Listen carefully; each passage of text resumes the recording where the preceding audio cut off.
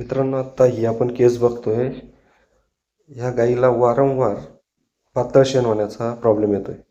तर त्यासाठी नेमकी हा काय प्रॉब्लेम आहे ह्याचा शोध घेत होतो. कारण इथं खाण्यात तर काही विशेष काही नव्हतं. फक्त हत्ती गवत आहे, काही वाळलेले वाढे आहेत आणि गायसुद्धा सुदृढ आहे.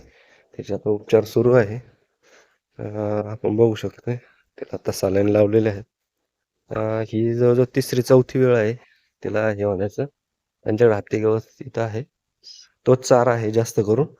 परंतु ज्यावेळेस डिटेलमध्ये आपण याची शोध घेतला, त्यावेळेस असं ध्यानात आलंय की इथं आजूबाजूचे जे राहणारे आहेत ते वेळोवेळी त्यांच्याकडे शिल्लक राहिलेल्या ज्या काही शिळ्या भाकरी चपात्या आहेत त्या जनावरांना खाऊ घालतोय आणून.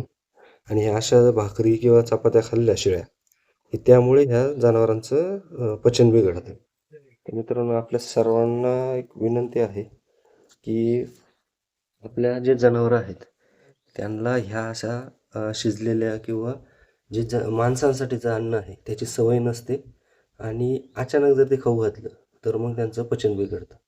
मित्रांनो, आपल्या जनावरांचं पचन बिघडू नये असं वाटत असेल तर नक्कीच अशा प्रकारचं शिळं अन्न, भात, लापशी किंवा शिरा किंवा लग्न कार्यातले उरलेले जे काही खाद्य असेल ते देऊ नये. हे सगळ्यांना नम्र विनंती. धन्यवाद.